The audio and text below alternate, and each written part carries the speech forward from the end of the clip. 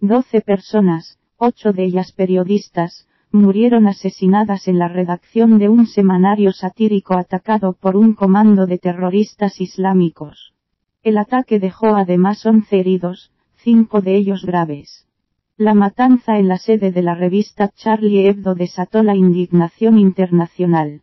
El comando terrorista, formado por 3 hombres que gritaban, «Alá es grande», y hablaban en perfecto francés, logró escabullirse, pero anoche uno de ellos fue cercado y se entregó a la policía en el norte de Francia.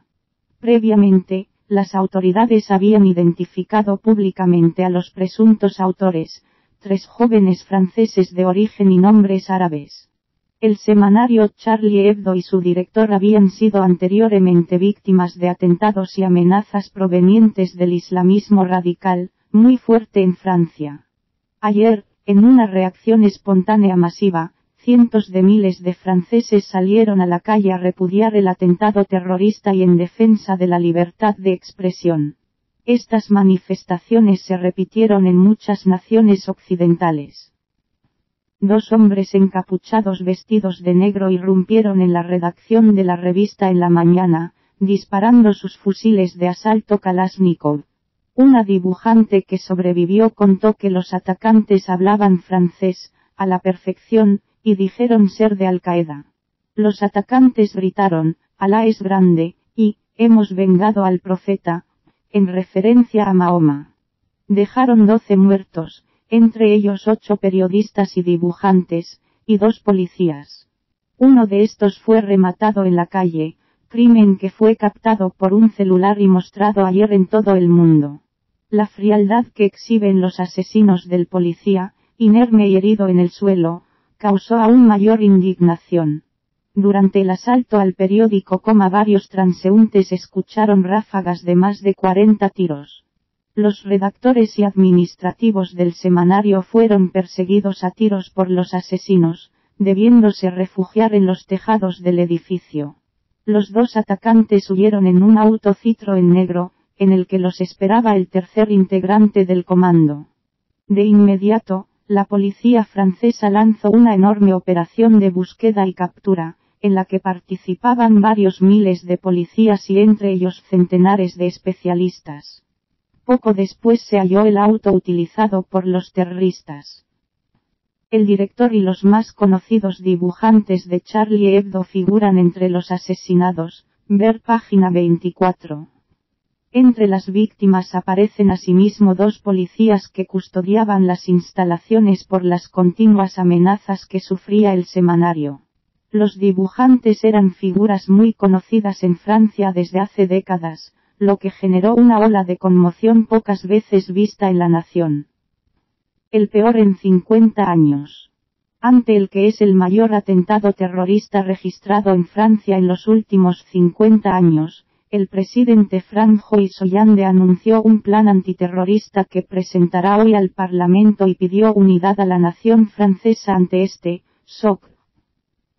Cientos de miles de personas salieron a las calles de París y de decenas de ciudades francesas en solidaridad espontánea con la revista atacada por los islamistas y en defensa de la libertad de expresión, que ha quedado en peligro luego del brutal ataque. Los manifestantes congregados en la Plaza de la República de París portaban pancartas diciendo, «Je suis Charlie», yo soy Charlie. Esta consigna, en francés, se repitió ayer en diversos lugares del mundo, como reacción a un atentado que claramente intenta callar al periodismo crítico, en este caso del islamismo más fanático. En otros carteles se veía una de las muchas caricaturas de Mahoma publicada por Charlie Hebdo. Las marchas, siempre con el cartel, Je suis Charlie, se multiplicaron en las ciudades de toda Francia, y también se replicaron en el exterior. Fueron particularmente importantes en Londres y en las ciudades de Canadá, que posee una provincia de habla francesa. Identificados rápidamente. Los terroristas fueron rápidamente identificados por la inteligencia francesa. Horas después, ocurrió la primera captura. El más joven de los 3 atacantes se entregó en el norte de Francia cuando ya eran las primeras horas de este jueves. Tras huir a Charleville-Mézières, en las Ardenas, el joven de 18 años quedó bajo custodia policial cerca de la frontera con Bélgica.